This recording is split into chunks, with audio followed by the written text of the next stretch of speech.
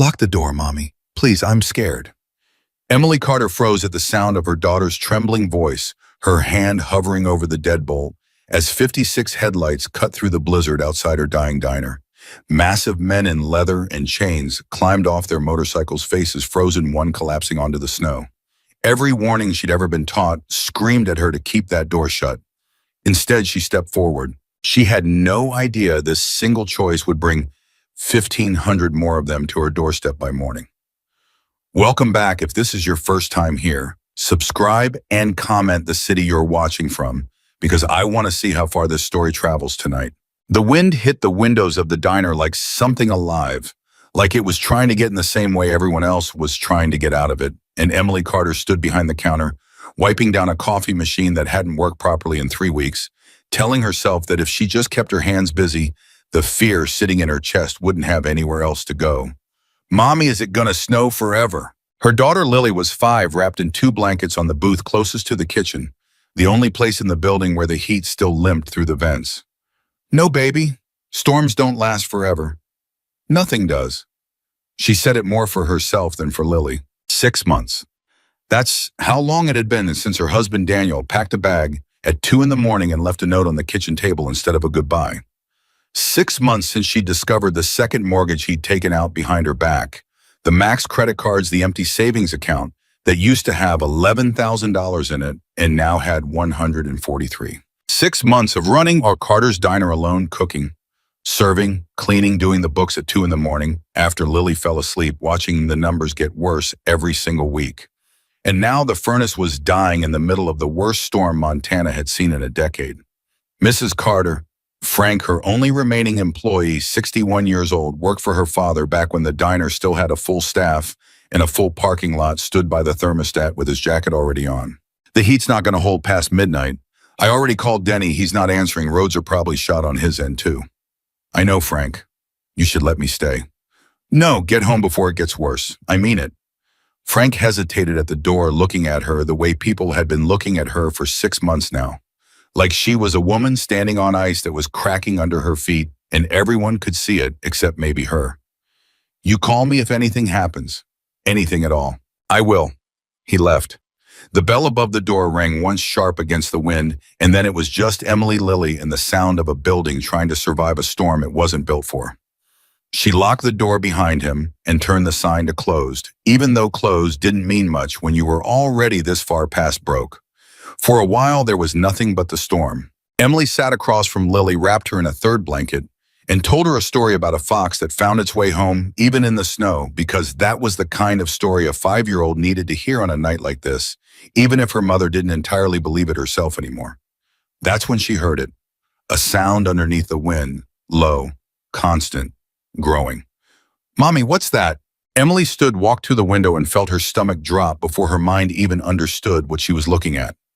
Headlights, dozens of them, cutting through the snow on the highway, slowing, turning into her parking lot one after another, until the entire lot in front of her diner was filled with motorcycles and the men who rode them. Mommy, stay right there, Lily. Don't move. Emily's hands were shaking as she watched them dismount. Big men, enormous men, some of them wrapped in leather that couldn't possibly be enough for weather like this, patches on their backs. She recognized even from this distance, because everyone in this part of Montana knew what those patches meant. HELLS Angels, 50, maybe 60 of them, directly outside her diner. Lily, baby, I need you to go in the back office right now. Mommy, I'm scared. I know. I need you to trust me. Go. Lily didn't argue. She ran, blankets trailing behind her like a small ghost, and disappeared through the kitchen door, and Emily stood alone at the front of her diner, watching 56 of the most dangerous-looking men she had ever seen in her life walk toward her front door in a storm that was actively trying to kill anyone caught outside in it. The first one reached the door and knocked, not pounded, knocked almost politely, which somehow scared her more than if he'd hit it with his fist. Emily didn't move. He knocked again. Ma'am, we're not looking for trouble. We got caught in the storm. Our club got separated on the highway back there, and we got men out here who aren't going to make it another hour in this cold. We saw your lights on. Please. Every instinct in Emily's body told her to stay behind that locked door. Her father's voice echoed in her memory. A lifetime of small-town warnings about men who looked exactly like the ones standing in her parking lot right now. Leather jackets, tattoos crawling up necks, patches, announcing exactly who they belonged to. But then the wind shifted and the porch light caught the face of the man closest to the glass. He wasn't young, 50, maybe older, gray beard trimmed neat despite the storm. And his eyes weren't the eyes of a predator sizing up prey. They were the eyes of a man who was scared for people who weren't him. Behind him, another rider was being half carried by two others, his head hanging, his legs barely moving. "He's hypothermic," the man at the door said, voice cracking now, all that careful calm falling apart. "Please, ma'am, I'm begging you." Emily's hand was on the deadbolt. She thought about Daniel, about the note on the kitchen table, about 6 months of learning the hard way that people weren't always who they seemed. She thought about her father, dead 4 years now, and the thing he used to say every time somebody came through that door, looking rough around the edges, and half the town would whisper about it later. Never judge someone when they need help the most, Emily. That's when you find out who they really are, and it's when you find out who you are too. She turned the lock, the door opened, and the storm rushed in with 56 freezing bikers behind it. Then, for a moment, nobody moved. Emily stood in her own doorway with the wind screaming past her, looking at more leather and ink and hard-weathered faces than she'd seen collected in one place in her entire life. And every single one of them was looking back at her like they couldn't quite believe what had just happened. "Ma'am," the man with the gray beard said again, quieter now. "Thank you, I mean that. Thank you." "Get him inside," Emily said, nodding at the man being carried. "Now, booth in the back, away from the door." They moved, fast coordinated like men used to handling emergencies, and within 90 seconds, her diner, a building meant to seat maybe 40 people comfortably, had 56 frozen, exhausted, storm-beaten bikers filling every inch of open floor. Emily's heart was hammering so hard she could feel it in her throat, but there wasn't time to be afraid. Not really, because the man on the floor near the back booth had gone still in a way that made every maternal instinct in her body override every fear. "What's wrong with him?" she asked, kneeling. "Tommy," the gray-bearded man said. "He went into the ditch about 2 miles back, trying to keep his bike upright. Been wet since then. We couldn't get him warm." Emily pressed 2 fingers to Tommy's neck. His pulse was there, but slow. Too slow. "Get his wet clothes off him. All of it. Now." Nobody argued. "Blankets," she said, standing, already moving toward the storage closet. "I have blankets in the back, extras from the storage room, and I need every dry towel in this building." 3 men followed her without being asked twice. For the next 20 minutes, Emily forgot to be afraid of the 55 other bikers filling her diner, because she was entirely focused on Tommy, stripping him of his wet clothes, wrapping him in every dry blanket and towel she owned, having 2 of the bigger men lie beside him, because body heat worked faster than anything else she had access to out here, with no ambulance able to reach them. "Come on," she muttered, checking his pulse again. "Come on, don't you dare." The gray-bearded man knelt beside her, the entire time watching her hands work with an intensity that told her he'd seen this kind of cold kill men before. "You a nurse?" he asked quietly. "No, single mom. You learn things. You're doing better than the paramedics who worked on my brother 2 winters back." Emily didn't answer that. She didn't have room in her chest for anything except the rhythm of Tommy's pulse under her fingers. 25 minutes in, his eyes fluttered open. "There you are," Emily said, relief crashing through her so hard her hands shook. "Stay with me. Can you say your name?" "Tommy," he rasped. "Tommy Reyes." "Good, good, Tommy. You're safe. You're inside." The entire diner had gone quiet during this 50-some grown men, some of them the size of door frames, watching a 120-pound woman pull one of their brothers back from the edge of something none of them wanted to name out loud. When Emily finally sat back on her heels, hands trembling from adrenaline, the gray-bearded man extended his own hand toward her. "Jack Morgan," he said, "road captain for this chapter. I owe you something I don't have words for right now." Emily shook his hand. Her fingers were still shaking. "Emily Carter," she said. "This is my diner. Was my father's before that." "Well, Emily Carter." Jack looked around at his men, at the blankets, at Tommy, breathing steady now under 3 layers of borrowed warmth. "You just saved a life tonight. Several, probably, the way this storm's going. Anybody would have done the same." Jack's face changed at that, something sharpening behind his eyes. "No, ma'am," he said. "They wouldn't have. You have any idea how many doors we knocked on tonight before yours? Emily didn't answer. 4, Jack said. 4 doors. Every single one of them saw our patches through the window and turned the lights off, pretending nobody was home. You're the first person tonight who looked at 56 of us standing in a blizzard and saw people instead of a headline. The next hour passed in a strange, careful rhythm, bikers finding places to sit on the floor, since the booths could only hold so many. Emily moving between tables, checking on the ones who'd taken the worst of the cold. Frank's old coffee machine somehow still working just enough to produce lukewarm coffee that every single one of them thanked her for, like she'd handed them gold. "Ma'am, you got anything we could pay you with?" one of the younger riders asked, maybe 30, a scar cutting through his eyebrow. "We're not looking for a free ride here." "Don't worry about that tonight. We insist." He said, "Don't worry about it." Emily's voice came out sharper than she'd meant it to, and she softened it immediately. "You're not paying customers tonight. You're people stuck in a storm. That's all this is." The young rider looked at Jack, who nodded once, and the conversation ended there, though Emily noticed several of them exchanging looks she couldn't quite read. Around 9, Lily's small voice came from the kitchen doorway. "Mommy." Every head in the diner turned. Emily's stomach dropped, and she moved fast, crossing the room before Lily could take another step out into a room full of strangers 3 times her size. Hey, it's okay, baby." Emily crouched, blocking Lily's view as much as she could. "I told you to stay in the back. I heard yelling. I got scared." "Nobody's yelling now. Everything's okay." But Lily had already seen them, 56 enormous men filling her mother's diner, and her small body went rigid with the kind of fear that 5-year-olds feel in their whole bodies before they have words for it. Jack Morgan, watching from 10 feet away, did something Emily didn't expect. He got down on one knee, all 230 pounds of him folding down to Lily's height, hands open and visible on his thighs. "Hey there," he said, voice gentle in a way that didn't match anything else about him. "I bet you're wondering why a bunch of big, scary-looking guys just showed up in your mom's diner in the middle of the night." Lily nodded slowly from behind Emily's leg. "Truth is, we got caught out in that storm and we were real cold, and your mom let us come inside to warm up. That's a brave thing she did.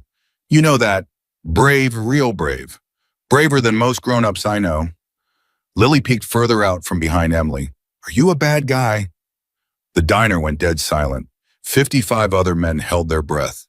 Jack considered the question with the same seriousness he'd give a state trooper. "I've made mistakes in my life. Some big ones. But I got a granddaughter about your age back home, and if she ever got caught in a storm like this, I'd want somebody like your mom to open the door for her too." Lily studied him for a long moment. "You have a granddaughter?" "Sure do. Her name's Sophie. I'm Lily." "Nice to meet you, Lily. Thank you for sharing your mom with us tonight." And just like that, something in the room exhaled. Emily felt her daughter's grip on her leg loosen, watched her step forward 1/2 inch, still cautious but no longer frozen with fear. And something about the sight of this massive, hardened biker speaking so carefully to her daughter cracked something open in Emily's chest that 6 months of loneliness had sealed shut.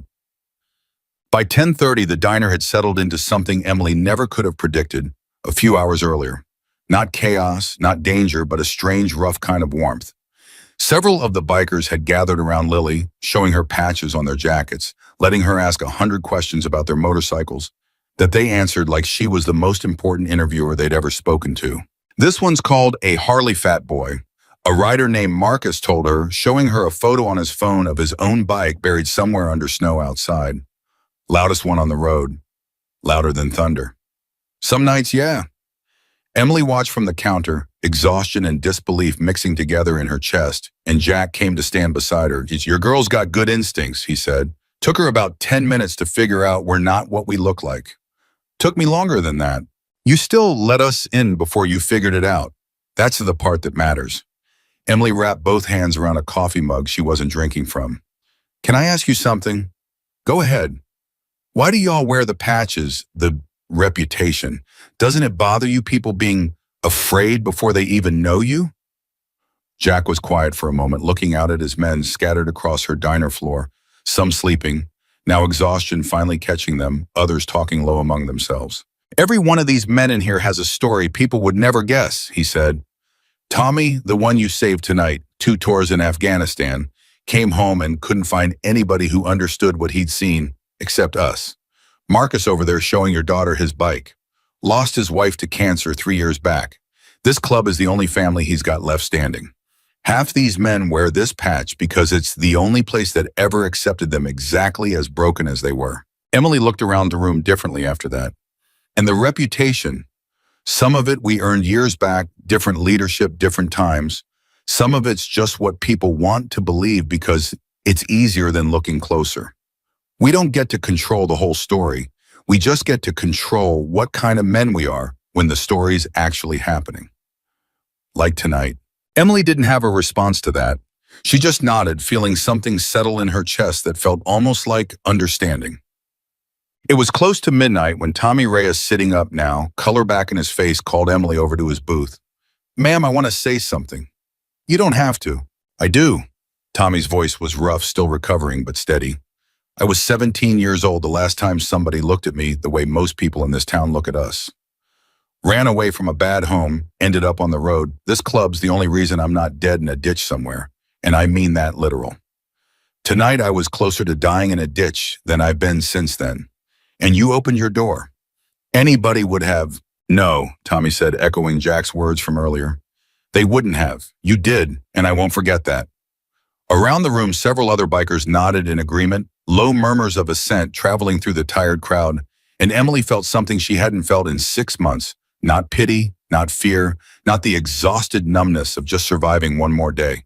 She felt seen. She excused herself to check on Lily, who had finally fallen asleep in the back booth, surrounded by 3 watchful bikers who'd taken it upon themselves to guard her rest, like she was something precious. And Emily stood in the doorway of her own kitchen and let herself cry for exactly 90 seconds before wiping her face and going back to work. The storm didn't let up until nearly 4 in the morning. By then, most of the bikers were asleep where they sat, exhaustion having finally overtaken the adrenaline of the night, and Emily moved quietly between them, checking on Tommy one more time, adjusting a blanket here, refilling a coffee cup there for the few who were still awake. Jack found her by the window around 4:30, both of them watching the snow finally start to slow outside. "You haven't slept," he said. "Neither have you. Somebody's got to keep watch." "On what 55 sleeping men and a 5-year-old? Jack almost smiled. Force of habit. They stood in silence for a moment, and then Emily spoke without entirely deciding to. "I don't know how I'm going to keep this place open past next month." She didn't know why she said it. Maybe it was exhaustion. Maybe it was something about the honesty of the night that made honesty easier to give away. "Furnace is dying, roof needs work I can't afford, and my husband left 6 months ago with everything we had in savings and then some. I've been telling myself I'll figure it out, but I'm running out of months to figure it out in." Jack listened without interrupting the way Emily imagined a man listens when he's spent a lifetime hearing hard stories from broken men and learned that the listening mattered more than any response he could offer. "You didn't have to tell me that," he said finally. "I don't know why I did. Because for one night you got to be a person instead of just a woman surviving. That matters. Don't apologize for it." Emily wiped her eyes, quickly embarrassed, and Jack pretended not to notice what she was grateful for. "Storm's breaking," he said instead, nodding toward the window. "We'll clear out at first light. Get out of your hair. You don't have to rush. We've taken enough of your night, Emily Carter. But I want you to know something before we go." He turned to face her fully. "People like you are rare, genuinely rare. And people like us, we don't forget the ones who stood with us when the world turned its back. That's not a threat, and it's not charity talk. It's just true." Emily didn't fully understand what he meant by it, not yet, not at 4:30 in the morning with exhaustion sitting behind her eyes like sand. She just nodded because it felt like the kind of thing you said thank you to, even without knowing exactly what you were thanking someone for. Then, by 6 in the morning, the storm had broken into pale gray light, and one by one the bikers began to stir, checking on each other, checking on Tommy, who insisted he was strong enough to ride, even though 3 separate men told him otherwise. "You're not getting on a bike today, Tommy," Jack said, tone leaving no room for argument. "We'll figure out a ride for you. That's final." Tommy grumbled but didn't push it, which told Emily everything about how much respect Jack commanded in this group without ever raising his voice. As the men gathered their things, several of them stopped by the counter where Emily stood, each one offering some version of the same words, "Thank you. We won't forget this. You saved lives tonight," until Emily's chest felt tight with an emotion she couldn't fully name. Marcus was the last to approach Lily, trailing beside him, holding a small metal pin shaped like a motorcycle wheel he'd given her sometime in the night. "She's a tough kid," Marcus said. "Good judge of character, too, once she got past the leather." "Takes after her mother," Jack added, appearing behind them, already pulling his jacket back on. Emily walked them all to the door as the sun climbed weakly over the snow-covered highway, watching 56 men who had terrified her 12 hours earlier, now feeling almost like something else entirely. Not friends, not quite, but something adjacent to it. Something she didn't have a word for yet. Jack was the last one out the door, Tommy riding in the sidecar of another man's bike, since his own machine wouldn't start after the cold. "Emily," Jack said, turning back one final time, "you gave us shelter when you had every reason not to. That's not something men like us forget. Not ever." "I just did what my father would have done." "Then your father raised somebody worth admiring." He climbed onto his bike, and one by one the engines roared back to life. 56 motorcycles pulling out of her snow-covered parking lot and disappearing down the highway until the sound faded into the wind and the diner was quiet again. Empty except for Emily and Lily standing in the doorway watching them go. "Mommy," Lily said, looking up at her, "were they really bad guys?" Emily thought about Tommy's pulse under her fingers, about Jack kneeling to Lily's height, about Marcus and his phone full of photos of a wife he'd lost, about 56 strangers who had turned her worst night in months into something she still didn't have words for. "No, baby," she said. "They weren't bad guys at all." She locked the door behind them, exhausted in a way that went bone deep, and told herself the night was over. Now that things would go back to the way they'd been before the quiet struggle, the late nights with the books, the slow drowning she'd been doing for 6 months. She had no idea that 3 days later, the ground outside her diner would begin to shake with the sound of 1,500 engines, and that the story of one freezing night would travel further than she could have ever imagined. 3 days passed after the storm, and Emily told herself the strange, impossible night with 56 bikers had been exactly what it looked like, a single moment of crisis over now filed away as something she'd tell Lily about when she was older. She went back to flipping eggs before dawn, back to counting nickels in the register after close back to the quiet grinding fear of a woman watching her life shrink one bill at a time. But the town hadn't let it go the way Emily had. "Heard you had some company the other night," said Carol Dunbar, sliding onto a stool at the counter. Tuesday morning coffee already growing cold in front of her because she hadn't come in for coffee. She'd come in for information. "Whole town's talking about it, Emily. They got caught in the storm. I gave them shelter. That's all it was." "That's all it was?" Carol repeated the words like she didn't believe a syllable of them. 50 of those Hells Angels men in your diner all night with your little girl in the building?" 56, Emily said, and regretted it instantly because Carol's eyebrows shot up like she'd confirmed something dangerous. 56, Lord Emily, anything could have happened. Nothing happened. They were freezing. I opened the door. One of them nearly died of hypothermia and I saved his life.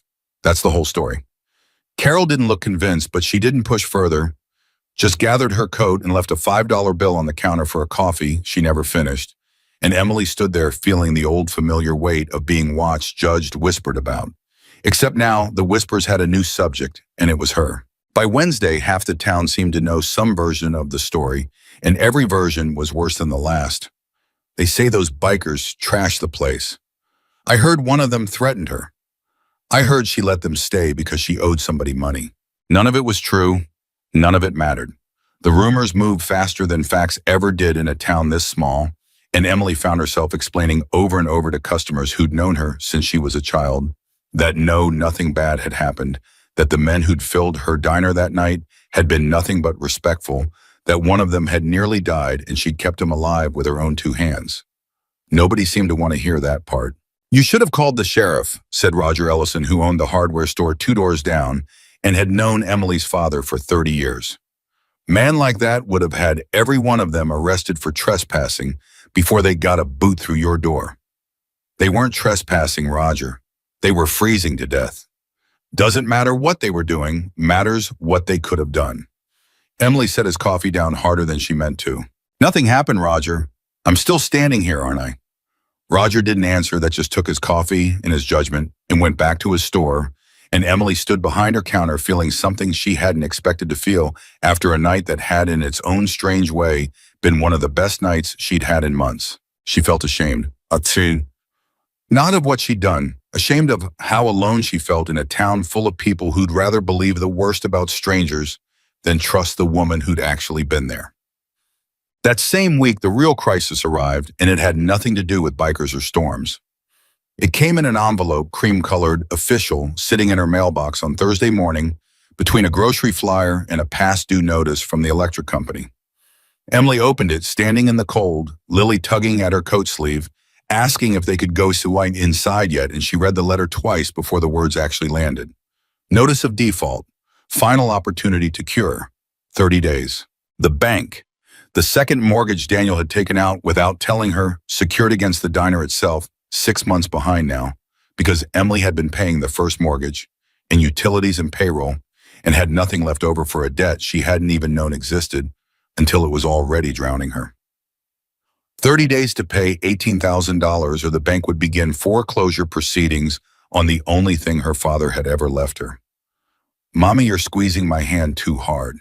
Emily looked down, realized she'd been gripping Lily's fingers without meaning to, and forced herself to loosen her grip, forced her voice into something calm, even though her entire chest felt like it was collapsing inward.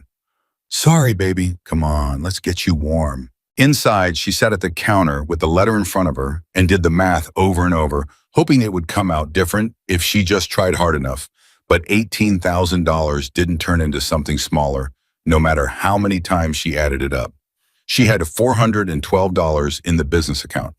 She had $143 in savings. She had a daughter who needed shoes, a furnace that was one cold night from dying completely, and 30 days to find $18,000 she had no earthly way of getting. That night, after Lily fell asleep, Emily sat alone in the dark diner with the letter still on the counter and let herself cry the way she hadn't let herself cry in 6 months. Not the quiet, controlled tears she allowed herself during the day, but the kind that came from somewhere deep and ugly, the kind that made her chest hurt and her breath catch, the kind that came from a woman who had been fighting alone for so long, she'd forgotten what it felt like not to. I can't do this, she whispered to nobody. I can't do this by myself anymore. The diner didn't answer her, nothing did, and she sat there until almost 2 a.m. before she finally dragged herself upstairs to the small apartment above the diner and fell into a sleep too exhausted to dream. Friday morning, Frank found her staring at the letter again, hands wrapped around a coffee cup she wasn't drinking from. That the bank, he asked, already knowing the answer from the look on her face. Second mortgage Daniel took out. I didn't even know about it until 3 months ago. I've been paying what I can, but her voice caught. They want $18,000 in 30 days, Frank. I don't have $18,000. I don't have $1,800. Frank sat down across from her, his old hands folding together on the counter. What happens if you can't pay it? They foreclose. Take the diner. Everything my dad built, everything I've been killing myself to keep alive for 6 months gone. There's got to be options. Talk to the bank, maybe. I already tried, Frank. I called Tuesday. They said unless I can produce the full amount or a significant portion of it, there's nothing to discuss. They've already started the paperwork. Frank was quiet for a long moment, and Emily could see him searching for something to say. Some piece of wisdom that might fix an unfixable problem, but there wasn't one, and they both knew it. I'm sorry, Emily. Your dad would be sick over this. My dad would tell me to figure it out, so that's what I'm going to do. She said it with more confidence than she felt because the truth was sitting there Friday morning with 30 days on the clock. Emily Carter had absolutely no idea how she was going to figure anything out at all. The days that followed blurred into a single grinding rhythm of trying everything and finding every door closed. She called 3 different banks about a personal loan and was rejected by all 3, her credit already wrecked by Daniel's debts, her income too unstable, her collateral already tied up in a mortgage that was actively being foreclosed on. She called a cousin in Billings she hadn't spoken to in 4 years, swallowed her pride completely, and asked for help only to be told gently but firmly that they simply didn't have that kind of money to spare. She even, in a moment of complete desperation on Sunday night, looked up payday loan companies online before closing the laptop and pushing it away, disgusted with herself, knowing that kind of debt would only trade one crisis for a worse one. Mommy, why do you look sad all the time now? Lily's question hit Emily somewhere she wasn't prepared for, sitting at the kitchen table Sunday evening with bills spread out in front of her like a losing hand of cards. I'm not sad, baby, just thinking hard about grown-up stuff. Is it about the diner? Emily looked up sharply. Why would you think that? Because you always look at the diner sad now. You used to look at it happy. Out of the mouths of 5-year-olds came the truths adults spent their whole lives avoiding, and Emily felt something in her chest crack wide open because Lily was right. She had stopped looking at the diner with anything but dread and grief for weeks now. This place her father built with his own hands, the place she'd grown up running between tables as a child, now just a countdown clock ticking toward a loss she couldn't stop. The diner's going to be okay, Emily said, though she had no idea if that was true. I'm going to figure it out. I promise. She pulled Lily into her lap and held her there for a long time, longer than the moment probably called for, because she needed it as much as her daughter did. Monday brought a different kind of trouble. Marlene Whitfield, who ran the largest realty office in the county and sat on the town's small business council, stopped by the diner around lunchtime with a proposition Emily didn't ask for and didn't want. I heard about your situation with the bank, Marlene said, settling into a booth like she owned it. Small towns, Emily. Word travels. I appreciate the concern, Marlene, but I've got it handled. Do you, though? Marlene's smile was thin, practiced the kind of smile that had closed 1,000 deals and broken just as many people along the way. Because I happen to know the bank is moving fast on this one, and I also happen to have a client very interested in this exact piece of property. Corner lot highway frontage, perfect for a gas station and convenience store. He's prepared to make a cash offer that would clear your debt entirely and put a little extra in your pocket besides. This diner isn't for sale. It's about to be foreclosed on, dear. Might as well get something out of it before the bank takes everything and you get nothing. Emily felt heat rising in her chest, something sharp and protective flooding through her. My father built this diner with his own hands, Marlene. I am not selling it to some stranger so he can put up a gas station. I understand it's emotional, but emotional decisions are how people end up with nothing at all instead of something. Get out. Marlene's eyebrows rose, clearly not used to being spoken to that way. Excuse me. I said get out of my diner. I'm not interested in your offer, and I'm not interested in you sitting here trying to talk me out of the only thing my family has left. Marlene stood smoothing her coat with exaggerated calm, though Emily could see the irritation flickering underneath. You've got 30 days, Emily. Less now. When the bank takes it anyway, and my client's still the only buyer interested in a rundown roadside diner nobody else wants, you'll remember this conversation and wish you'd been smarter about it. She left without paying for the coffee she'd ordered, and Emily stood there shaking with anger and fear in equal measure, watching the woman's expensive car pull out of the parking lot, feeling the walls of her situation closing in from every direction. Now the bank on one side, vultures like Marlene on the other, and nothing but 30 rapidly shrinking days standing between her and losing everything. That night after closing, Emily sat at the counter with the notice from the bank and a legal pad where she'd been trying uselessly to brainstorm any possible solution when her phone rang with a number she didn't recognize.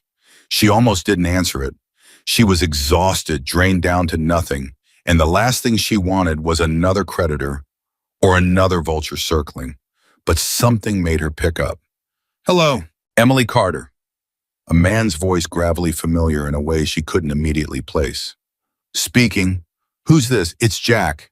Jack Morgan. From the storm. Emily's breath caught. She hadn't expected to hear from any of them again, hadn't really expected the night to have any continuation beyond the memory of it. Jack, hi. Is everything okay? Is Tommy?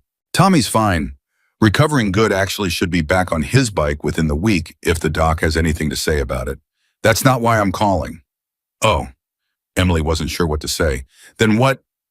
Marcus mentioned something to me. Said one of the guys stopped by your diner today for gas up the road. Heard some talk in town about you having trouble with the bank. Foreclosure, something like that. That true? Emily's stomach dropped. She hadn't told any of them about the letter, hadn't planned to. And the fact that word had already reached Jack through some chain of small-town gossip made her feel exposed in a way she wasn't prepared for. It's, it's a complicated situation, Jack. It's not something I need help with. I'll figure it out. Didn't say you needed help, asked if it was true. Emily closed her eyes, exhaustion and pride warring inside her chest. Yes, she said quietly. It's true. My husband took out a second mortgage before he left. I didn't know about it until it was already 6 months behind, and now the bank's giving me 30 days to come up with $18,000, or they take the diner. I don't have $18,000, Jack. I don't have 1,800. There was a silence on the line long enough that Emily wondered if the call had dropped. Jack, you still there? I'm here. His voice had changed, gone quiet and serious in a way that made the hair on Emily's arms stand up. Emily, I want you to listen to me carefully, and I don't want you to argue with what I'm about to say. Jack, I appreciate the thought, but I can't accept money from... I'm not offering you money. Then what? I'm making a phone call after this one, and then I'm going to make another one. And you're not going to understand what any of it means right now. And that's fine, you don't need to. Just do me one favor. What favor? Don't sign anything, don't sell anything. Don't let that realtor or the bank or anybody else convince you to make a decision in the next few days. Can you promise me that? Emily didn't fully understand what was happening, but something in Jack's voice, steady, certain, entirely unlike the desperate exhaustion she'd heard from him the night of the storm, made her nod, even though he couldn't see her. Okay, I promise. Good. Get some sleep, Emily. You've had a hard week. It's about to get a lot better. He hung up before she could ask what he meant, and Emily sat at the counter, holding a phone that had gone silent, feeling something strange and unfamiliar stirring beneath the exhaustion and fear. Hope. Fragile, unexplainable hope. She didn't know what Jack Morgan was doing on the other end of that phone call, and if she had known, she might not have believed it. Jack sat in his own kitchen, 200 miles away, phone pressed to his ear, and made the second call. He'd promised this one to a man named Big Sal Reyes, National Road Captain, for a network of chapters that stretched from Montana to Texas, and Tommy's own uncle, besides though that particular detail hadn't come up yet. Sal, it's Jack. Jack Morgan. Been a minute. What's going on? You remember I told you about that storm 3 days back. 56 of us got caught out. Tommy went down with hypothermia. Yeah, you said some woman took you all in. Saved Tommy's life. That's right, Emily Carter. Runs a little diner off Highway 12. Single mom, 5-year-old daughter, husband, ran out on her with a mountain of debt behind his back. Now the bank's about to take the only thing she's got left because of a second mortgage she didn't even know existed until it was already drowning her son. That's rough. It's more than rough, Sal. That woman opened her door to 56 strangers in the worst blizzard this state's seen in a decade. She didn't know us from Adam. Could have called the sheriff, could have turned off her lights and pretended she wasn't home like 4 other places did that night. Instead, she let us in and fed us with the last food she had and kept Tommy breathing with her own 2 hands while we all just stood there. Sal was quiet for a moment. What are you asking me, Jack? I'm asking you to make some calls. I'm asking every chapter within riding distance to hear this story. Not asking for money, not asking for a donation drive. I'm asking for something bigger than that. Meaning what? Jack's voice was steady, certain, carrying the weight of a decision he'd clearly been sitting with since the moment he'd rolled out of Emily's parking lot 3 days earlier. Meaning I want every rider who can make it there to show up at that diner. I want this woman to understand exactly what it means when somebody protects one of ours. I want the whole town watching when we do it. Sal exhaled slowly on the other end. You're talking about a full show, Jack. That's not a small thing. I know exactly what I'm talking about, Sal, and I know exactly what she deserves. There was a pause, and then Sal's voice came back different, warmer, something like admiration underneath the gravel. All right, brother, let me make some calls. How many days she got? Bank gave her 30. I don't want to wait that long. I want this handled before she has time to lose faith that anybody's coming. Give me till Friday. Jack looked at the calendar on his kitchen wall, counting the days, feeling something settle in his chest that felt almost like the closest thing to peace he'd known since he'd lost his own daughter years back. A chance maybe to protect somebody the way he hadn't been able to protect her. Friday works, he said. Make it count, Sal. Back at the diner, Emily had no idea any of this was happening. Tuesday and Wednesday passed in the same grinding rhythm as before, customers whispering, Marlene's realtor client apparently sending a second more aggressive letter with an actual dollar figure attached to it, the bank calling twice to confirm the 30-day timeline was firm. But Thursday brought something strange. A man Emily didn't recognize walked into the diner around 10 in the morning, ordered coffee, and sat at the counter reading something on his phone for nearly 20 minutes before finally speaking. "You, Emily Carter." "That's me. Can I get you anything else?" "No, ma'am. Just wanted to say my brother rode with the group that got caught in that storm a few weeks back." "Tommy Reyes, you probably remember him." Emily's chest tightened with recognition. "Of course I remember Tommy. How's he doing?" "Better every day, thanks to you. Wanted to come by and see the place myself. Real nice little spot you got here." There was something in the way he said it, something almost reverent, like he was seeing more than just a diner. And Emily didn't understand it until he left a $20 bill for a $3 coffee and told her to keep the change before walking back out to a motorcycle Emily hadn't noticed sitting in her lot. By Thursday afternoon, it had happened 3 more times. Strangers on motorcycles, men. Emily had never met stopping in for coffee or a sandwich, asking careful questions about the storm, about Tommy, about what had happened that night before leaving without explaining why they had really come. "You noticing something weird happening?" Frank asked, watching a fourth rider pull out of the lot Thursday evening. "I don't know what's going on, Frank, but something's happening. I can feel it." She thought about calling Jack, asking him directly what he'd meant on the phone, what these strange visits meant, why word of that single stormy night seemed to be spreading in a direction she couldn't quite trace. But something told her to wait. Something told her that whatever Jack Morgan had set into motion, it wasn't hers to interrupt. Friday morning arrived cold and clear. The kind of sharp blue sky that came after a hard winter finally started loosening its grip, and Emily woke up feeling the same exhausted dread she'd been waking up with for days now, the bank's 30-day clock ticking louder in her mind with every sunrise. 26 days left. $18,000 still impossibly out of reach. A realtor circling, a town whispering, a daughter asking why her mother looked sad all the time. She went through the motions of opening the diner, flipping the sign, starting the coffee, telling herself that whatever was happening with these strange rider visits, it probably didn't mean what some fragile, foolish part of her wanted it to mean. By 7, Frank arrived, took one look at her face and didn't ask what was wrong, because he already knew. "You sleep at all?" "Some." "Emily." Frank's voice carried a gentleness that made her chest ache. "Whatever's coming, whatever happens with this place, you did everything right. You know that everything your father would have done. Feels like everything right still isn't enough, Frank. Sometimes it isn't, not on its own. Sometimes right needs a little help showing up behind it." Emily didn't understand what he meant, not fully, and there wasn't time to ask, because the first customers of the morning were already coming through the door, and the day demanded to be lived whether she felt ready for it or not. By mid-morning, something felt different in the air. Not the storm from weeks earlier, nothing so dramatic, but a strange electric quality to the quiet, like the whole town was holding its breath without knowing why. Emily noticed 3, then 4, then 6 separate customers, all glancing at their phones with unusual attention, murmuring to each other in low voices, and she assumed it was ordinary town gossip, until Carol Dunbar burst through the door around 11 with an expression Emily had never seen on her before. Not judgment this time, but something closer to shock. Emily, you need to come outside." "Carol, I'm in the middle of..." "Now, Emily, you need to see this right now." Something in Carol's voice, urgent and strange, made Emily set down the coffee pot immediately and follow her toward the front windows, Lily trailing behind, having come down from the apartment upstairs for lunch, and what Emily saw through the glass stopped her cold. Down the highway, stretching as far as the horizon allowed her to see, was a line of motorcycles that seemed to have no end. Not 50, not 100. Motorcycles filled every lane of the highway, engines roaring in a sound so massive it felt less like noise and more like the earth itself shifting beneath her feet.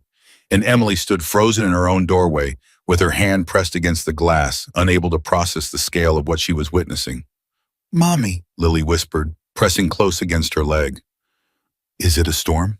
Emily couldn't answer. She could only watch as the endless line of riders began slowing, began turning one after another, into the parking lot of her small, struggling roadside diner, filling every available inch of space and spilling out onto the shoulder of the highway itself, hundreds of engines cutting off in a rolling wave until an eerie, massive silence settled over the entire street, broken only by the creak of leather and the low murmur of hundreds of voices.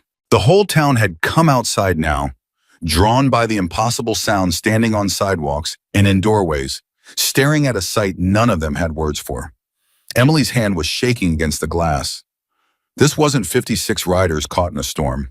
This was something else entirely, something so large and so deliberate that Emily felt the ground shift beneath everything she thought she understood about that stormy night weeks earlier. And standing at the very front of the crowd, walking toward her diner with the same steady, certain gait she remembered from 3 weeks ago, was Jack Morgan. He stopped just outside her door, looking at her through the glass with an expression Emily couldn't quite read, pride maybe, or something even bigger than that. And behind him, stretching back further than Emily's eyes could track, stood more Hell's Angels than she had ever imagined existed in one place. Jack raised his hand, not in a wave, but in something closer to a salute, and Emily felt her legs nearly give out beneath her as understanding began to dawn, slow and enormous and impossible. Whatever was happening here, it wasn't a coincidence, and it wasn't over. Emily's legs did not give out, though for a moment she thought they might, her hand still pressed flat against the glass of her own front door, as if the glass itself were the only thing keeping her upright. Jack Morgan stood on the other side of it, hand raised in that same steady salute, and behind him the parking lot had disappeared entirely beneath motorcycles and leather, and men who kept coming, kept arriving, an ocean of them, stretching back and down the highway further than Emily's eyes could follow. "Mommy," Lily whispered again, tugging at her sleeve. "Are they the same ones from the snow?" "I don't know, baby." Emily's voice came out thin, unsteady. "I don't know." Carol Dunbar stood beside her, one hand pressed to her own chest, staring out at the same impossible scene with an expression that had shifted entirely from suspicion to something closer to awe. "Emily, Carol said quietly. "Emily, how many of them are there?" "I don't know that either." The door hadn't opened yet. Jack stood outside it, patient, unmoving, and Emily realized with a jolt that he was waiting for her the same way he'd waited 3 weeks ago, in the middle of a blizzard, for her to make the choice that had somehow led to this. Her hands were shaking as she reached for the lock. She turned it, pulled the door open. The sound hit her first, not engines. Now those had gone quiet, but hundreds of low voices, boots against pavement and leather, creaking a low hum of humanity so massive it felt like standing at the edge of the ocean. "Jack," her voice cracked on his name. "Jack, what is this? What's happening?" Jack Morgan stepped forward, and up close, Emily could see his eyes were wet, though his voice stayed steady. Controlled the voice of a man who had rehearsed this moment and still wasn't fully prepared for how it would feel to actually live it. "Emily Carter," he said her full name like it mattered, like it deserved weight. 3 weeks ago, you opened this door to 56 strangers in a storm that should have killed some of us. You didn't know us. You had every reason in the world to leave that door locked. Instead, you saved Tommy's life.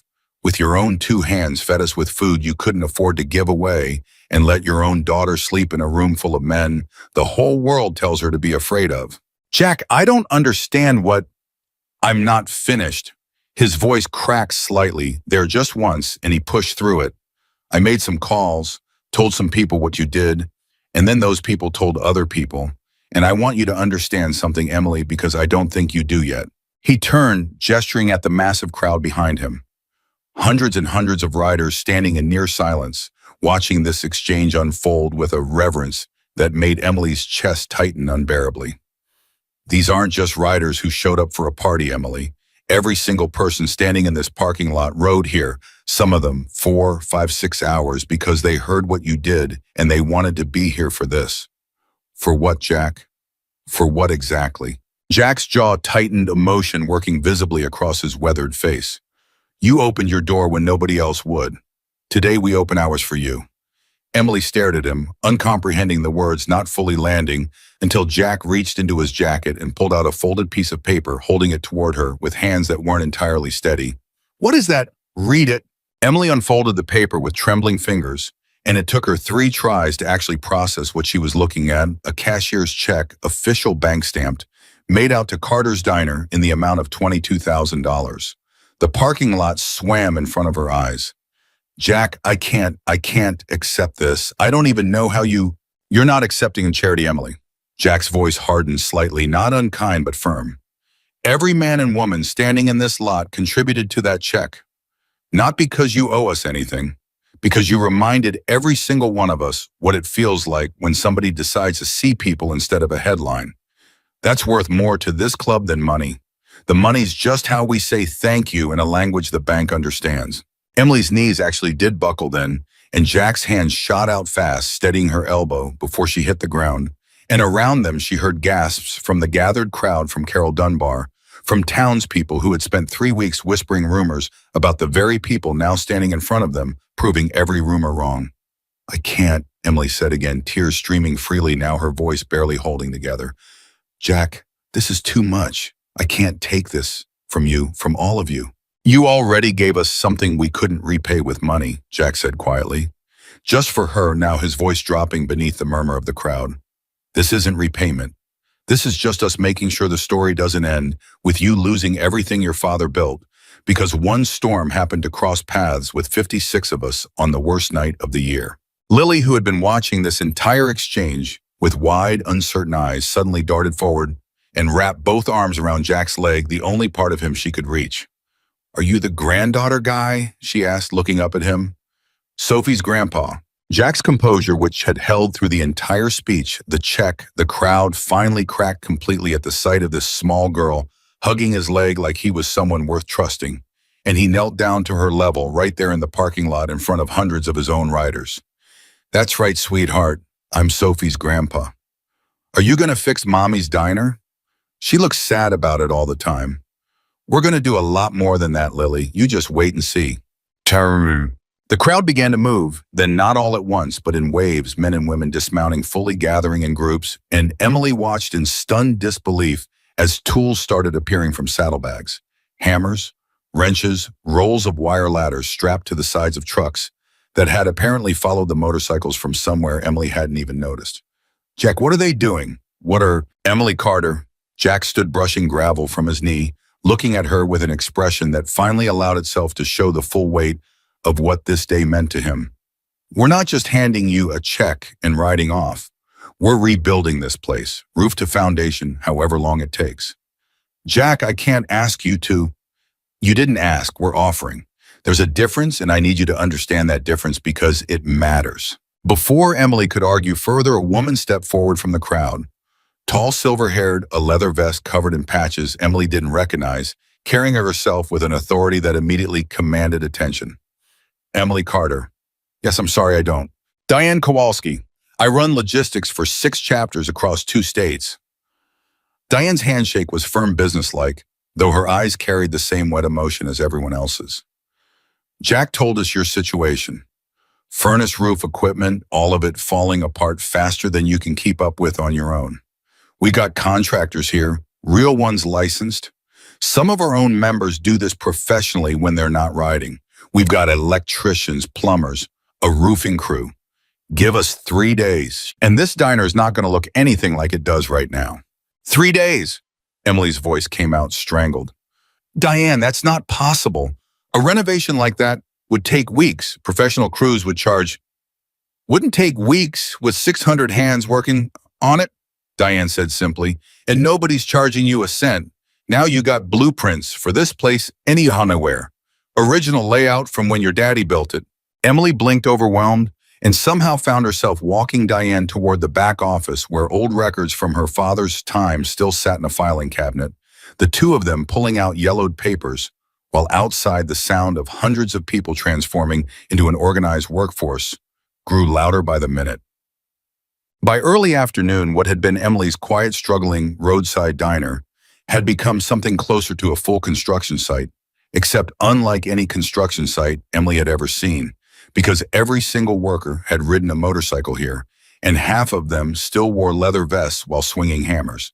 Marcus, the biker who'd shown Lily photos of his motorcycle during the storm, appeared at Emily's side around noon, carrying a stack of lumber like it weighed nothing. Emily, good to see you again. Marcus! Emily's voice still hadn't fully recovered from the shock of the morning. I don't even know what to say to all of this. Don't need to say anything.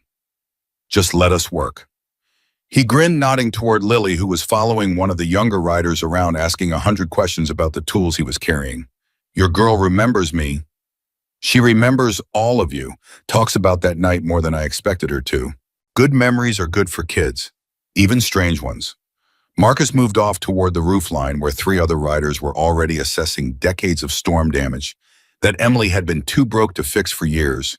And Emily stood in the middle of her own parking lot, overwhelmed by motion and noise and purpose, swirling around her, feeling for the first time in 6 months like she wasn't drowning entirely alone. Tommy Reyes found her an hour later, walking with a slight limp, still but otherwise fully recovered, color back in his face, nothing like the barely breathing man Emily had fought to keep alive weeks earlier. Tommy. Emily's hand went to her chest. You're okay. You're really okay. Because of you. Tommy's voice was thick with something he wasn't quite hiding. I told you back then I wouldn't forget what you did. Guess I'm proving it today. Tommy, you don't have to. Emily. He cut her off gently but firmly. Let me say this. My uncle's the one who spread the word, got half these chapters mobilized. But I asked him to, because there wasn't a version of me hearing you were about to lose everything and just sitting at home doing nothing about it. Not after what you did for me. Emily didn't have words for that. She just nodded, throat too tight to speak, and Tommy squeezed her shoulder once before heading off to help with a section of fence that had been leaning dangerously for over a year. The afternoon brought its own complications, though, because word of 1,500 bikers descending on a small Montana town didn't stay contained to just Emily's property. Around 2 o'clock, a police cruiser pulled slowly into what remained of the parking lot's open space, and Emily felt her stomach drop as Sheriff Daniels, no relation to her husband, though the shared name had always felt like a cruel coincidence. To Emily stepped out, looking deeply uncertain about the scene in front of him. Afternoon, Emily. His hand rested near his belt, though not on his weapon, his eyes scanning the crowd with obvious wariness. Got about 6 different calls this morning about a small army taking over your property. Sheriff, everything's fine there. Ma'am, if I may? Jack stepped forward smoothly, hand extended toward the sheriff, with the same steady confidence Emily had watched him carry all day. Jack Morgan, I understand the concern, and I appreciate you responding quickly. We're not here to cause any trouble. Quite the opposite, actually. Sheriff Daniels looked between Jack and the sprawling crowd of leather-clad riders, clearly weighing his next move carefully. You mind explaining what exactly 1,500 Hells Angels are doing at a roadside diner in my county, Mr. Morgan? We're repaying a debt, Sheriff. This woman saved one of our men's life during that storm 3 weeks back. Sheltered 56 of us when nobody else in this town would open their door. We're here to make sure she doesn't lose her diner to a foreclosure that happened because her husband ran out on her with debts she didn't know existed. The sheriff's expression shifted slightly, some of the tension easing from his shoulders as he glanced toward Emily. That true, Emily. Every word, Sheriff. They're not causing any trouble. They're fixing my roof. Sheriff Daniels studied the scene a moment longer.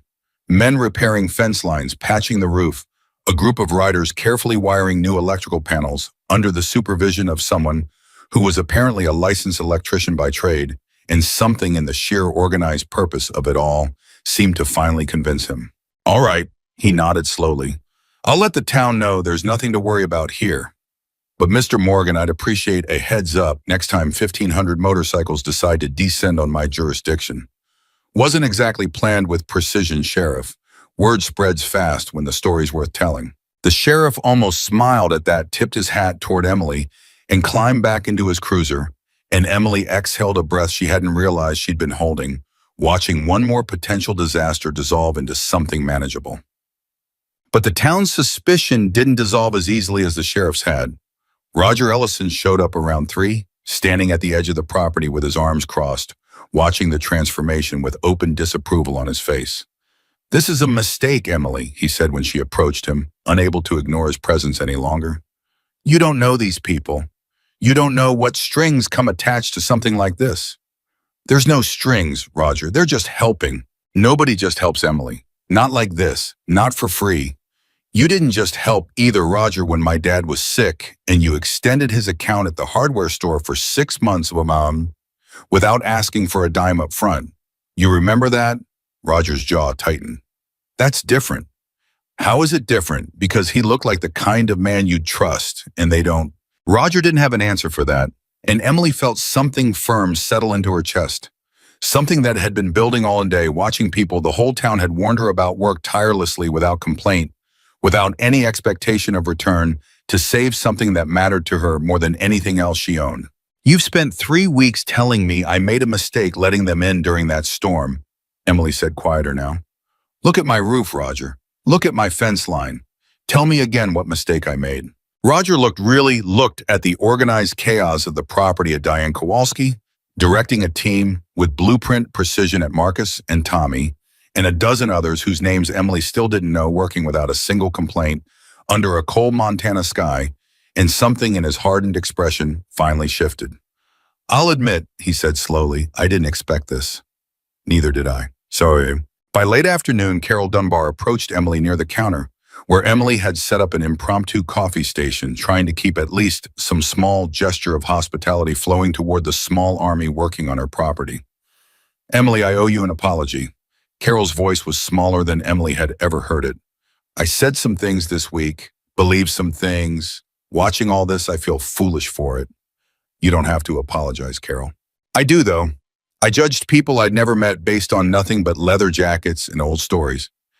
And you saw something the rest of us didn't. Carol looked out at the crowd, voice thick. You saw people. Emily didn't have a sharp response to that, just a tired, grateful nod, because 6 months of exhaustion and judgment had worn her down to a place where grace, even delayed grace, still landed heavy and welcome. As the sun began sinking lower in the sky, casting long shadows across a property that already looked unrecognizable from the sagging, storm-damaged diner it had been that morning, Jack found Emily standing near the newly repaired fence line, watching the transformation, with an expression somewhere between disbelief and exhaustion. You holding up okay? He asked. I don't even know how to answer that, Jack. This morning I woke up counting down 26 days until I lost everything. Now I'm standing here watching 1,500 strangers while I rebuild my entire life in an afternoon. Not strangers, Jack said gently. Not anymore. Soon. Emily looked at him, something vulnerable crossing her face. Why, Jack, really? Why go this far for one night of shelter? Jack was quiet for a long moment, his eyes drifting toward the crowd, toward Tommy, laughing with a group near the roof toward Marcus, showing Lily how to properly hold a hammer under close supervision. I told you once that half these men wear this patch because it's the only place that ever accepted them broken, he said finally. But there's another part of that story I didn't tell you. What part? Jack's jaw tightened, old grief surfacing behind his eyes. I had a daughter once, younger than you are now. Lost her years back during a hard stretch of my life I'm not proud of. Ever since then, I've been looking for ways to make something right that I know I can never fully fix. Emily's chest ached at the raw honesty in his voice. Jack, I'm so sorry. Don't be sorry, just understand something. He turned to face her fully. When I watched you save Tommy's life that night, when I watched you protect your own daughter, while still opening your heart to 56 strangers who scared you half to death, I saw something in you I hadn't seen in a long time. Somebody who chooses compassion even when it costs her something. He paused, throat working. Helping you isn't just repaying a debt, Emily. It's the closest thing I've found to healing in a long, long time. Emily didn't trust herself to speak for a moment, tears slipping freely down her face, and Jack seeming to understand there was nothing more to say that words could improve, simply placed a steady hand on her shoulder and let the silence hold what needed holding. As evening approached, Diane Kowalski found Emily near the diner's entrance, clipboard and hand expressions satisfied despite the exhaustion visible in her posture. Roof's done, Diane said. New furnace goes in tomorrow morning. Parts are already in transit. Electrical's fully updated to code. Fence lines solid. We'll have crews back the next 2 days finishing interior work flooring, paint some updated equipment for your kitchen, since half of what you had was older than some of these riders. Diane, I don't know how to thank you for this. Any of this.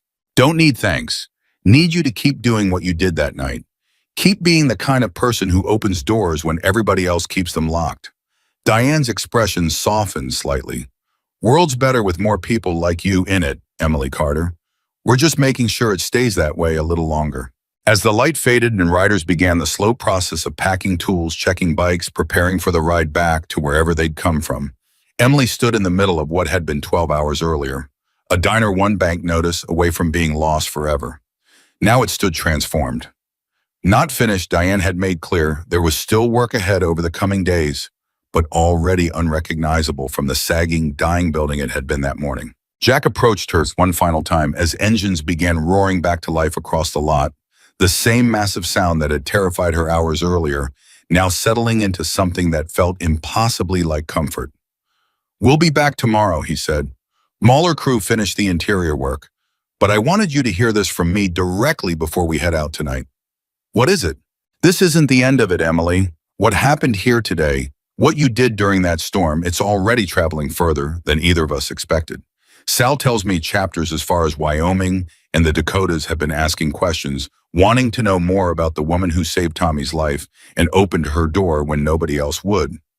Emily's stomach tightened with something between gratitude and apprehension.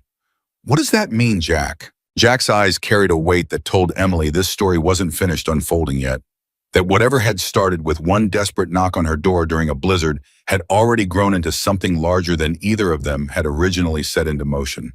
"It means, Emily Carter," he said slowly, "that your name's become something bigger than just a diner owner who helped some bikers survive a storm. And I don't think either of us fully understands yet just how far that's going to reach."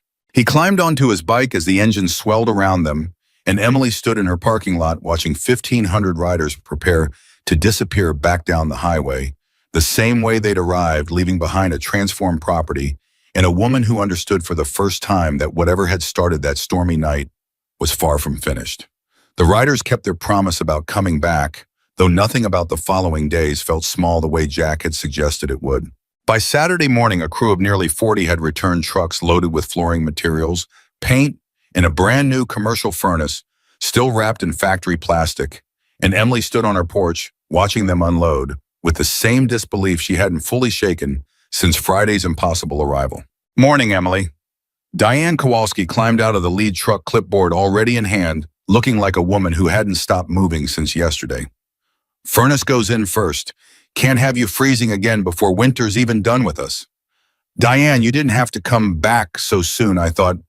"We said interior work, didn't we? Man's word means something in this club, Emily, especially Jack's." Emily helped where she could, mostly staying out of the way, while professionals who apparently spent their weekdays as licensed contractors and their weekends on motorcycles methodically transformed her kitchen, her dining room, her entire life, piece by piece.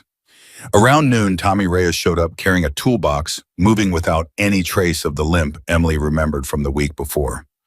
"Tommy, you're supposed to still be resting. Doctor cleared me 2 days ago. Told me not to overdo the riding, said nothing about swinging a hammer." He grinned, setting his toolbox down near the counter. "Besides, wasn't going to miss helping finish what we started." Lily appeared from the back room, having spent the morning watching cartoons while the noise of construction filled the building, and her face lit up seeing Tommy standing there. "You're the one Mommy fixed." "That's right, kiddo, good memory. Are you going to fix the diner too?" "Already working on it." Lily studied him with the serious concentration only a 5-year-old could manage. "Can I help?" Tommy glanced at Emily, silently asking permission, and Emily nodded, some warmth spreading through her chest at how naturally her daughter had folded these men into her world, how completely her earlier fear had transformed into trust. "Sure you can help," Tommy said. "Every good crew needs a supervisor." Lily beamed immediately, assigning herself the very serious job of handing Tommy nails one at a time from a small paper cup, and Emily watched them work together with an ache in her chest that felt like healing. By early afternoon, the old cracked linoleum floor had been completely torn up, replaced with new flooring that made the entire diner feel brighter, newer, more alive than it had in years, and Emily found herself standing in the middle of it, overwhelmed once again. "This is too much," she said quietly to Diane, who was overseeing the final section being laid. "All of this, Diane, I keep saying it and I keep meaning it. This is too much." "Emily." Diane set down her clipboard, turning to face her directly. "Can I tell you something?" "Of course. I've been doing logistics for this network 15 years. Organized fundraisers for injured riders, funeral processions for members. We lost disaster relief after floods and fires. You probably never even heard about because we don't do this for publicity. Diane's voice carried quiet conviction. In 15 years, I've never seen mobilization happen this fast, this completely for someone outside the club. You know why? Why? Because what you did during that storm wasn't just kindness, it was defiance. You looked at everything this world tells people to be afraid of, and you chose to see past it anyway at real risk to yourself and your daughter. That's rare, Emily. Rarer than you probably realize. We're not just fixing your diner. We're honoring something most people don't have the courage to do.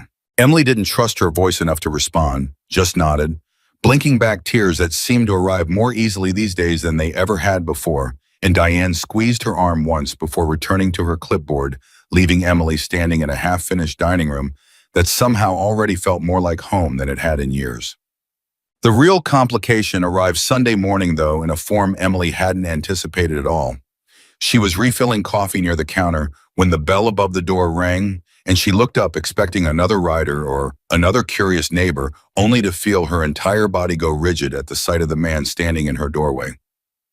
Daniel, her husband, the man who'd left 6 months ago in the middle of the night with a note instead of a goodbye, the man whose hidden debts had nearly cost her everything, standing now in the doorway of a diner that had been transformed by strangers into something better than he'd ever helped her build it into. Emily, his voice was careful, testing the air between them. Heard some things happened here. Wanted to see for myself. You have some nerve showing up here, Daniel. Emily's voice shook, though whether from fear or fury she couldn't entirely tell. After everything, you just walk back in like nothing happened. I heard about the mortgage situation, figured maybe I could help make things right. Help, Emily's laugh came out sharp, bitter. You want to help now? 6 months too late, Daniel. 6 months of me drowning alone while you were wherever you were, and now that strangers fixed what you broke, you show up wanting credit. That's not what this is, Emily. Then what is it?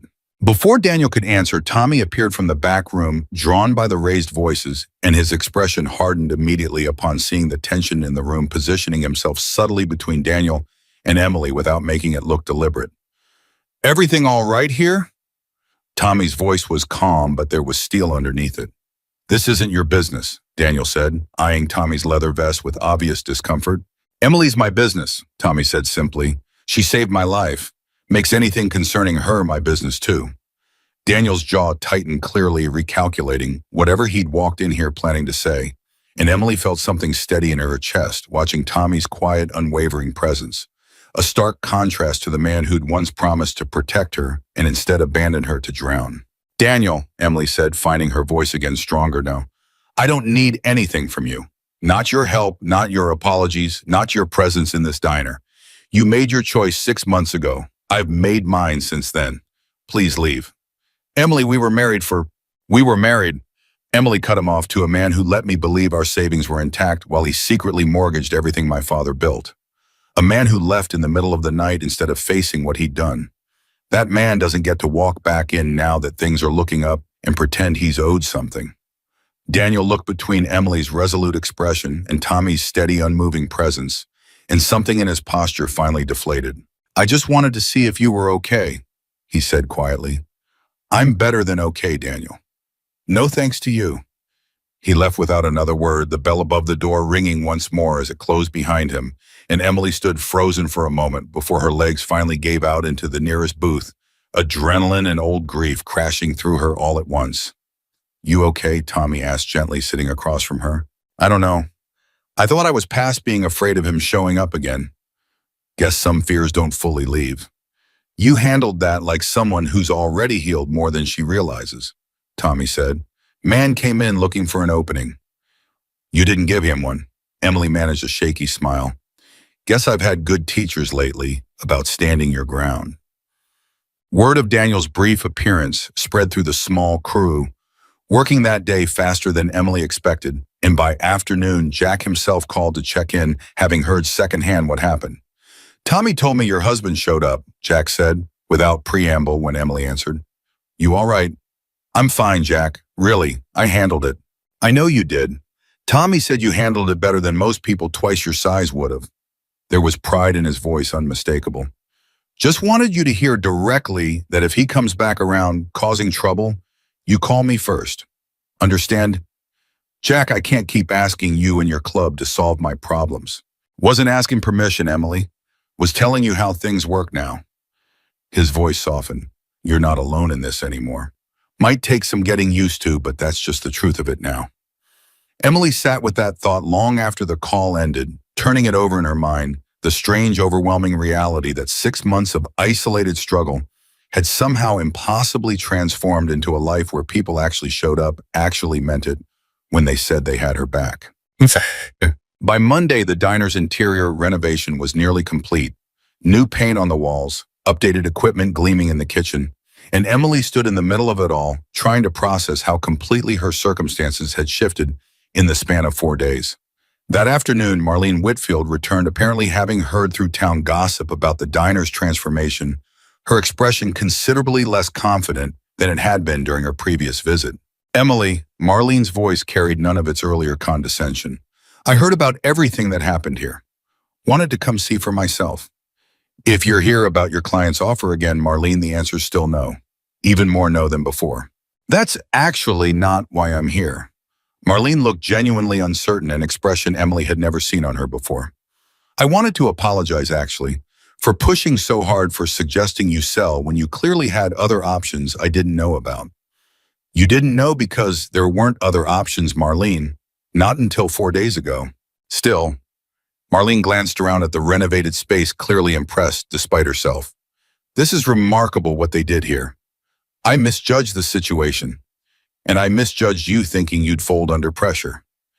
Emily didn't have much grace left to offer after the week she'd had, but something in Marlene's genuine discomfort softened her slightly.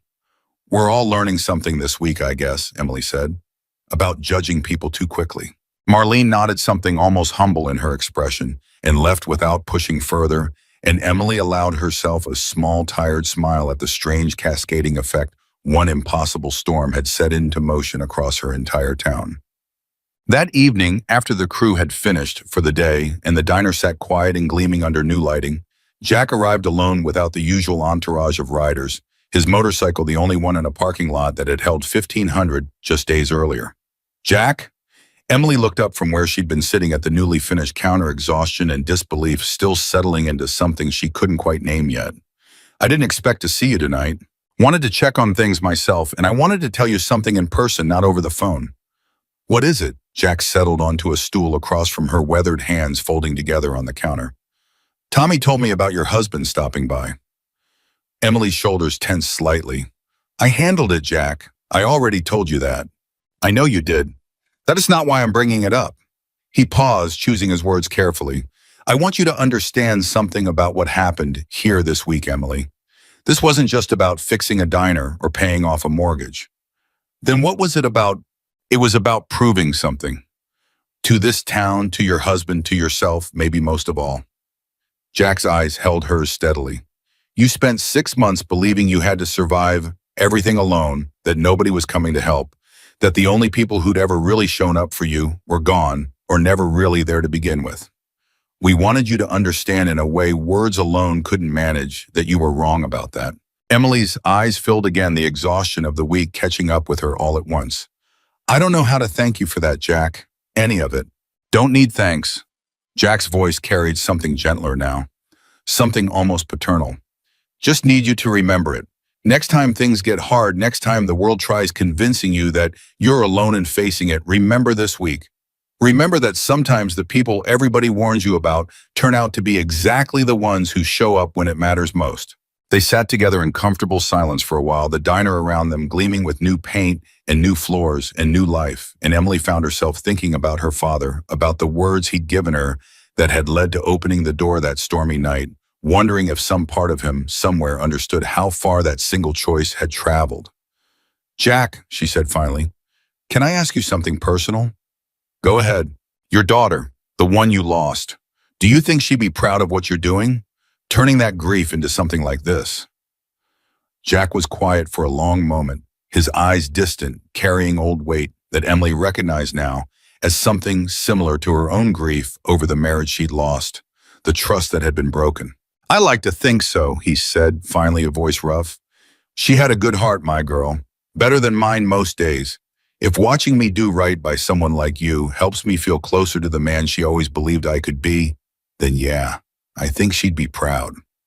Emily reached across the counter and squeezed his weathered hand, and for a moment, two people who'd both lost something essential sat together in a rebuilt diner, finding something like peace in each other's company.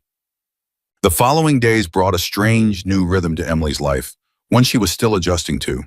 The diner, fully renovated, now began attracting customers in numbers she hadn't seen in years. Word of the incredible story spreading not just through gossip, but through actual news coverage. A local station picking up the story of the single mother and the 1,500 bikers who'd saved her business. "Emily Carter, everyone's talking about you," said a young reporter named Sarah Mills who'd shown up Wednesday morning requesting an interview. "This story's touched people real deep. Would you be willing to share what happened in your own words?" Emily hesitated, uncomfortable with the sudden attention after months of feeling invisible. But something in her had shifted enough over the past week to say yes. "I just did what my father taught me," she told the camera, Lily standing beside her holding her hand. "Never judge someone when they need help the most. That's all this was. I saw people who needed shelter and I gave it. Everything after that was them choosing to be exactly the kind of people the world doesn't expect them to be." The interview aired that evening, and by the next morning, the diner's phone hadn't stopped ringing people from 3 counties over, wanting to visit, wanting to see the place where such an extraordinary story had unfolded. And Emily found herself managing a level of business she hadn't experienced since her father's healthiest years running the place. Frank, watching the steady stream of new customers with something like wonder, finally spoke what they'd both been thinking. "Emily, I don't think we're going to need to worry about that bank again." "No," Emily said, looking around at her transformed diner, filled now with customers humming with life in a way it hadn't in years. "I don't think we are." That weekend, Jack returned with a smaller group, Marcus, Tommy, and Diane among them, not for construction this time, but simply to sit, to eat, to be present in the space they'd helped rebuild. "Feels different in here now," Marcus said, looking around at the renovated dining room. "Good different." "Feels different for me too," Emily admitted, refilling their coffees personally, despite now having 2 additional staff members to help handle the increased business. "I keep waiting to wake up and realize this was all some impossible dream." "It's not a dream," Jack said. "It's just what happens when people remember how to be decent to each other. Rarer than it should be, but real when it happens." Lily appeared then, having grown entirely comfortable around these men who'd once terrified her, climbing onto the stool beside Tommy without hesitation. "Are you going to come visit again?" she asked, "even though the diner's all fixed now?" Tommy glanced at Jack, then back at Lily, something warm crossing his face. "Kiddo," he said, "I think we're going to be visiting for a long, long time." Emily watched this exchange with her chest full of an emotion she still didn't have adequate words for: gratitude. Certainly, but something deeper too.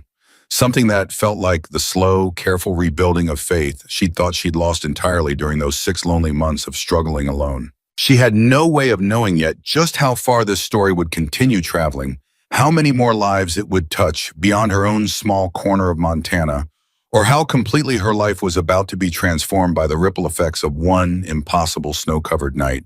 But standing there surrounded by unlikely friends in a diner rebuilt by strangers who'd become something like family, Emily allowed herself, for the first time in longer than she could remember, to simply feel grateful for exactly where she stood. 3 weeks passed, and the diner Emily's father had built decades earlier had become something none of them could have predicted the night that storm first rolled through Montana. Business had tripled.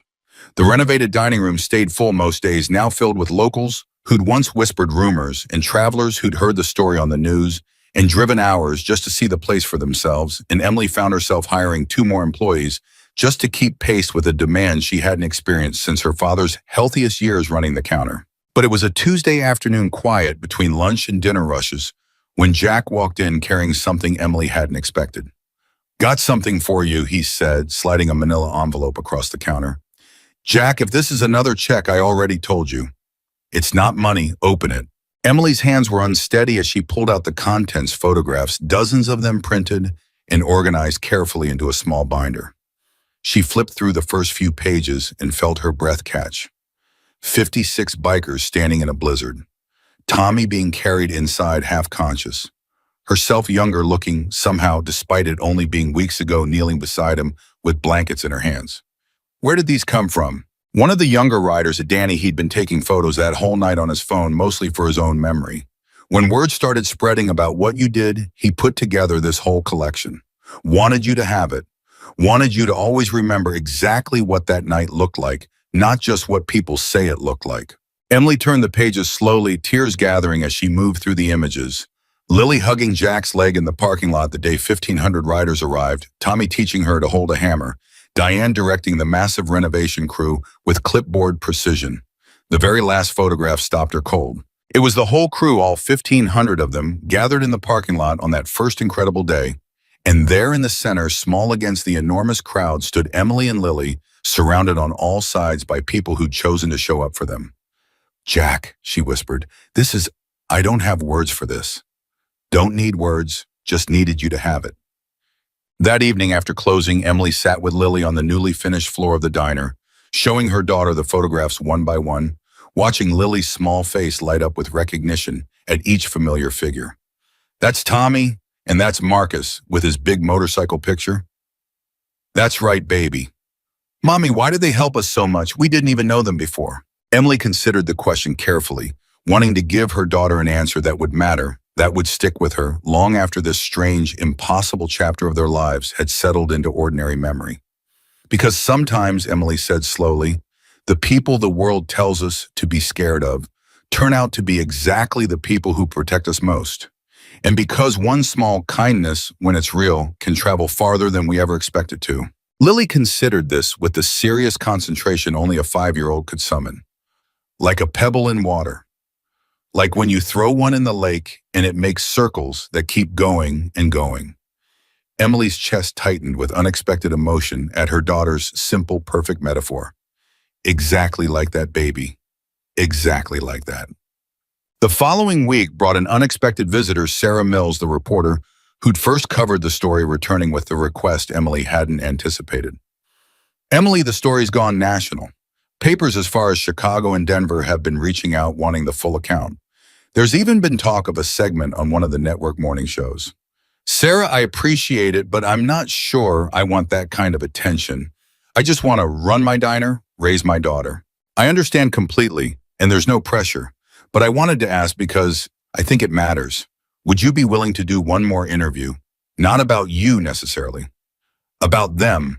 About what 1,500 people showing up like that actually means in a world that spends so much time telling us to be afraid of each other."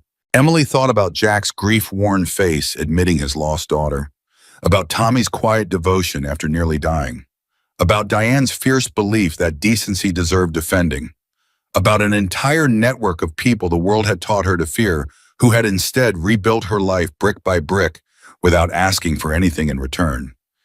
"Yeah," Emily said finally, "I'll do it. But only if it's really about them, about what they represent, not just what they did for me." The interview aired the following Sunday evening, and this time Emily made sure the focus stayed exactly where she wanted it, not on herself, but on stories like Tommy's, on veterans who'd found family in each other after the world turned its back on them, on Marcus rebuilding purpose after losing his wife on Jack, transforming grief into protection for others. "People see the leather, the patches, the reputation," Emily told the camera, Jack standing quietly beside her during the segment, "and they think they understand everything about who these men are. But underneath all of that are people who've survived their own storms, who understand better than anyone what it means when somebody chooses to show up instead of turning away." The response to that interview surprised everyone. Messages poured in from across the country, other small business owners who'd been helped anonymously by motorcycle clubs over the years, finally speaking up about their own experiences, veterans sharing stories about finding community in similar groups after struggling to reintegrate into civilian life, people who'd simply been moved by watching an entire network of strangers choose compassion over convenience. Emily. Jack found her behind the counter one evening, phone in hand, expression somewhere between disbelief and quiet pride. "You know what you did with that interview." "What do you mean?" "You changed the story, not just about that night, about all of it, about us." He turned his phone toward her, showing a message from another chapter president 3 states away. "Fella here saying calls have been coming in all week, people wanting to know how to support veteran outreach programs some of our chapters run. Programs that have been struggling for funding for years, suddenly getting more attention than they've had in a decade. Emily felt something settle deeply into her chest, understanding now the true weight of what had started that stormy night. That wasn't me, Jack. That was you. All of you being exactly who you are. Wouldn't have happened without you choosing to see it first. Weeks turned into a month, and the diner's success continued, steady, unshaken now by the financial terror that had once consumed Emily's every waking thought. But it was a quiet Thursday afternoon when Jack arrived with news that would shift everything one final time. Emily, I need to tell you something, and I need you to hear the whole thing before you respond. Emily's stomach tightened instinctively, old fear rising despite months of evidence that Jack Morgan had never once brought her anything but good news. What is it? The club's been talking about what happened here, about the ripple effect it's had not just for you, but for how people are starting to see us differently. And we want to do something more permanent.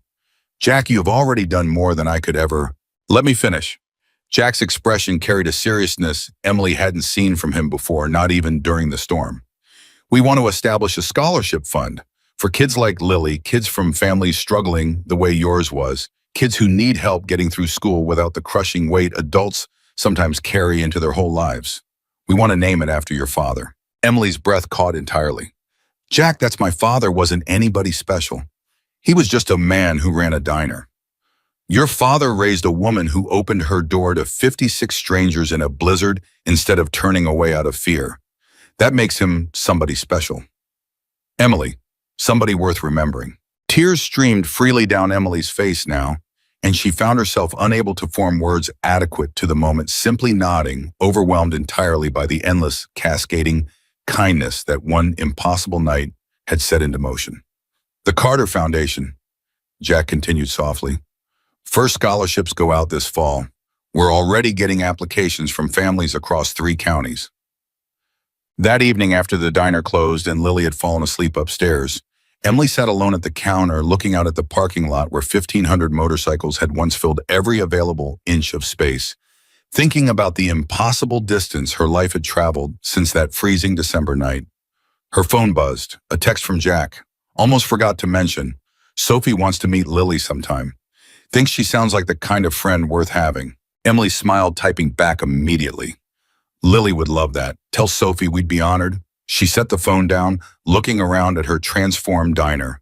New floors, new equipment, new life pulsing through walls that had once felt like they were closing in around her, and allowed herself finally completely to feel something she hadn't felt in longer than she could remember.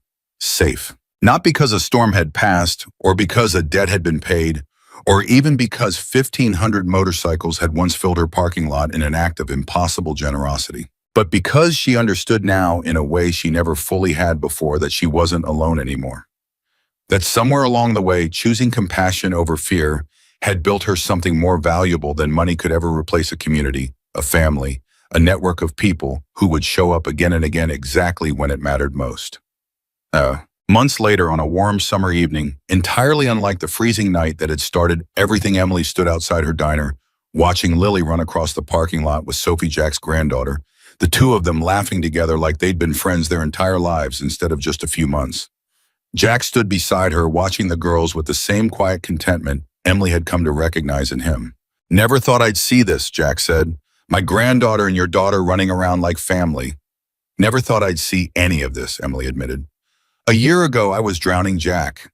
Genuinely drowning, and I didn't think anyone was coming to save me. But someone did. No, Emily shook her head, smiling. I did. I opened the door. Everything after that was just people proving that kindness still means something in this world. Jack was quiet for a moment, watching the girls chase each other across the lot. And when he spoke again, his voice carried the full weight of everything they built together since that stormy night. You know what the real lesson here is, Emily? It's not really about bikers or storms or foreclosures or any of the specific details people love repeating when they tell this story. Then what is it?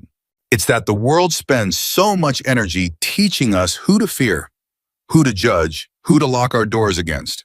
But every single time somebody has the courage to look past all that noise and just see another human being who needs help, something powerful happens. Something that ripples out further than anyone expects. Emily looked out at her diner rebuilt, thriving a symbol now, not just for her own community, but for something larger. A story that had traveled across state lines, inspired scholarships, changed how strangers looked at each other in 100 small towns across the country. A single act of kindness, she said softly, changing an entire community. Changing more than that, Jack said. Changing what people believe is possible when they choose compassion over fear. The sign above her diner's entrance, freshly painted just weeks earlier, caught the last light of the summer evening, spelling out words that had become something of a local legend, now Emily's haven built by kindness. Because sometimes the people the world tells us to fear most turn out to be exactly the ones who save us. And sometimes one small act of courage, one door opened instead of locked, one moment of compassion chosen over convenience creates a wave so powerful it changes not just one life, but hundreds, rippling outward in circles that never truly stop. Emily Carter had learned this lesson in the coldest night of her life, and she would spend the rest of her days proving it true, one open door at a time.